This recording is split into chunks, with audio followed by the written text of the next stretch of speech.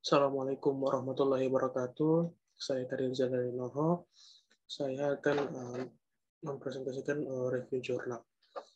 Untuk jurnal di sini ada 3. Yang pertama itu berjudul Pemodelan Persentase Penduduk Miskin di Maluku dengan menggunakan regresi non-parametric spline. Jurnal kedua, analisis pengaruh tingkat pengangguran terbuka jumlah penduduk dan pendidikan terhadap tingkat kemiskinan Provinsi Jawa Tengah. Untuk jurnal ketiga berjudul Pemodelan Regresi Semi-Parametric Spline Truncated pada data tingkat pengangguran terbuka di Indonesia. Untuk masalah di sini, jurnal pertama itu mengangkat masalah kemiskinan merupakan salah satu masalah sosial yang sering dihadapi oleh negara berkembang termasuk Indonesia, dan Maluku memiliki salah satu tingkat kemiskinan tertinggi di antara 34 provinsi di Indonesia. Untuk jurnal kedua, masalahnya itu tingkat pengangguran terbuka dan kemiskinan yang tinggi di Provinsi Jawa Tengah.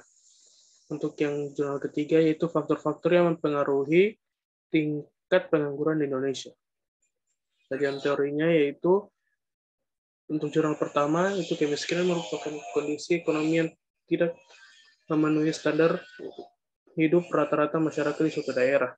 Kemiskinan merupakan suatu masalah sosial yang sering dihadapi banyak negara berkembang, termasuk Indonesia, dan Maluku memiliki salah satu tingkat kemiskinan tertinggi di antara 34 provinsi Indonesia lainnya. Untuk jurnal kedua, yaitu kemiskinan adalah problem struktur dan kultural yang multidimensi, meliputi di dalamnya persoalan politik, ekonomi, sosial, aset, sumber daya alam, psikologi, serta lain-lain. Secara absolut, seseorang dinyatakan miskin apabila tingkat pendapatan atau standar hidupnya secara absolut berada di bawah subsisten. Ukuran subsistensi tersebut dapat diperoleh dengan garis kemiskinan.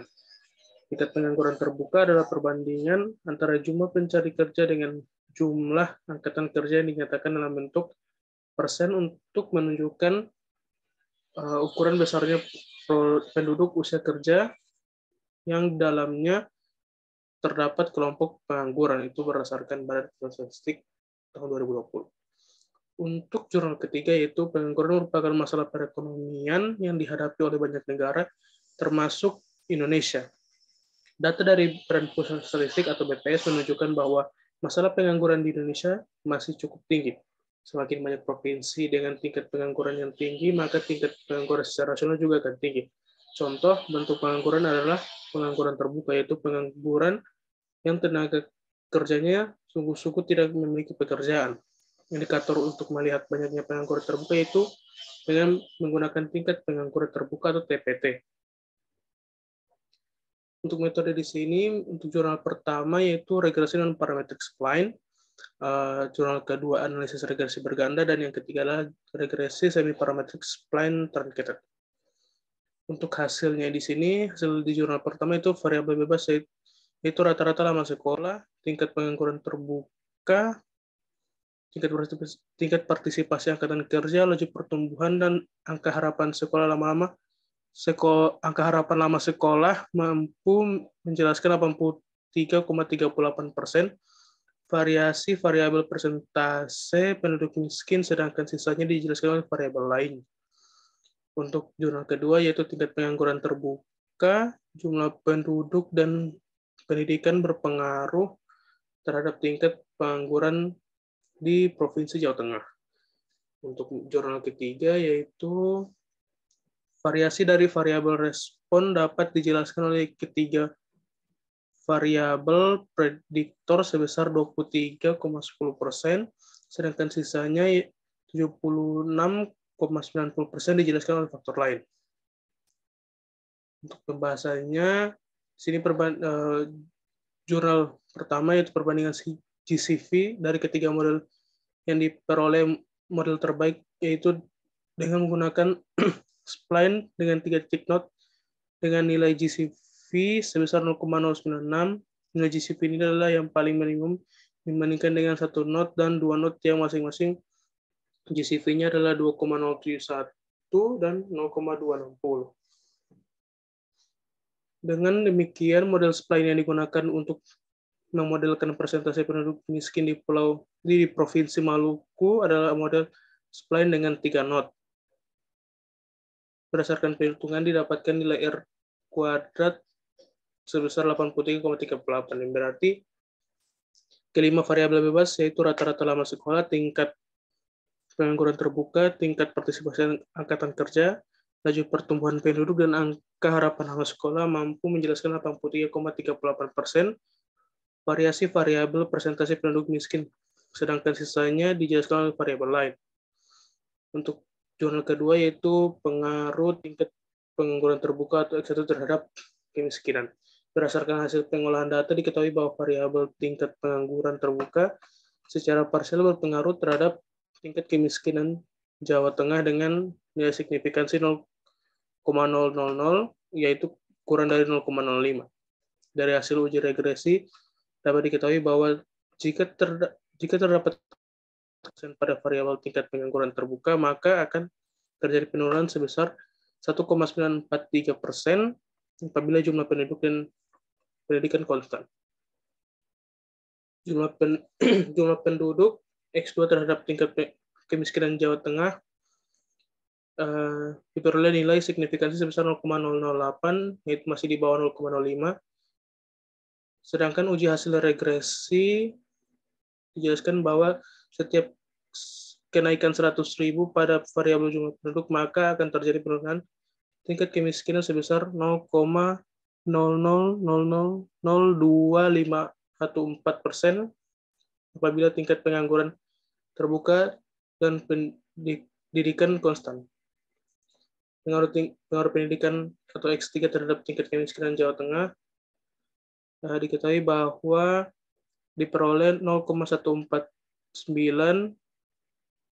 yaitu itu lebih dari 0,05. Dari hasil uji regresi dijelaskan bahwa setiap kenaikan 1% terhadap variabel pendidikan, maka akan terjadi penurunan tingkat kemiskinan sebesar 4,846% apabila tingkat pengangguran dan jumlah penduduk konstan. Untuk jurnal ketiga itu pembahasannya dilihat dari studi kasus ini, terlihat bahwa GCP minimum terdapat pada 3 titik not dengan nilai GCP sebesar 3,16725, kemudian melakukan estimasi parameter dan uji ANOVA. Berdasarkan hasil uji ANOVA, diperoleh F itu sebesar 5,03926, artinya lebih besar dari F tabel, maka H0 ditolak, artinya ada parameter model yang berpengaruh signifikan terhadap model. Dengan mengasumsikan variabel lain konstan, maka pengaruh APK SD terhadap tingkat pengangguran terbuka adalah sebagai berikut. Pada variabel APK SD terdapat 4 subinternal perubahan aspek untuk persentase APK SD kurang dari 94,929%. Jika persentase APK SD naik 1%, tingkat pengangguran terbuka cenderung naik 0,1472%. Lihat dari data TPT, provinsi yang termasuk di subinternal 1 yaitu Papua, sedangkan provinsi lainnya berada di subinterval 4. Dengan mengasumsikan variabel lain konstan, maka APK SMP terhadap tingkat pengangguran terbuka adalah sebagai berikut.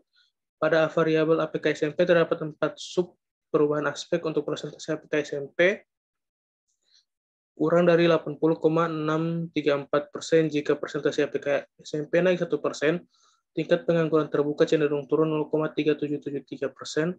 Dilihat dari data TPT, provinsi yang termasuk di subinterval 1 yaitu Gorontalo, sedangkan provinsi lainnya berada di subinterval 4. Dengan mengasumsikan variabel lain konstan, maka indeks pembangunan manusia terhadap tingkat pengangguran terbuka adalah sebagai berikut.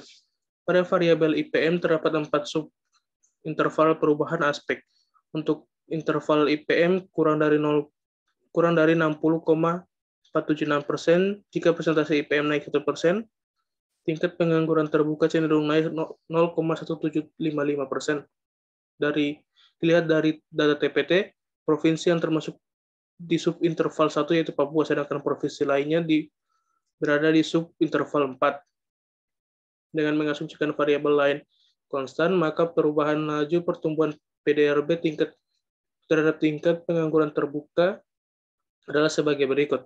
pada variabel laju pertumbuhan PDRB terdapat 4 subinterval perubahan aspek. Untuk laju pertumbuhan PDRB kurang dari 4,207%. Jika pertumbuhan PDRB naik 1%, tingkat pengangguran terbuka cenderung naik 1,6891%. Dilihat dari data TPT, provinsi yang termasuk di subinterval 1 itu Nusa Tenggara Barat, sedangkan provinsi lainnya berada di subinterval 4. Untuk uji asumsi residualnya, pada output uji kebebasan sisaan diperoleh nilai DW sebesar 1,960, di mana nilai tersebut lebih dari DW tabel, yaitu DU sama dengan 1,7671 dan DL 1,4083, maka H0 diterima, yang mengindikasikan pada taraf pengujian 5% sisaan tidak memiliki autokorelasi. Dari tabel 8 diketahui bahwa nilai statistik uji F yang diperoleh yaitu sebesar 0,345825 dan nilai p-value sebesar 0,983898. Dengan alfa sebesar 0,05 didapatkan keputusan gagal tolak H0 karena nilai p-value lebih dari alfa, sehingga tidak terjadi heteroskedastisitas. Untuk kesimpulannya, untuk jurnal pertama yaitu berdasarkan hasil analisis dan pembahasan dapat disimpulkan bahwa model regresi non-parametric spline terbaik adalah model spline dengan 3 titik not. Nilai GCV yang dihasilkan adalah 0,096368 dengan nilai R-square sebesar 83,38%. Untuk jurnal kedua, tingkat pengangguran terbuka, jumlah penduduk dan pendidikan secara bersama-sama berpengaruh terhadap tingkat pengangguran di Provinsi Jawa Tengah. Untuk jurnal ketiga yaitu provinsi yang terdampak secara signifikansi pengaruh presentasi APK SD dan TPT yaitu Papua, sedangkan terdampak secara signifikansi untuk APK SMP dan dengan TPT yaitu Gorontalo. Kemudian secara signifikansi presentasi IPM dengan TPT yaitu Papua, dan secara signifikansi pengaruh laju pertumbuhan PDRB dengan TPT yaitu Nusa Tenggara Barat. Sekian review jurnal dari saya. Terima kasih. Assalamualaikum warahmatullahi wabarakatuh.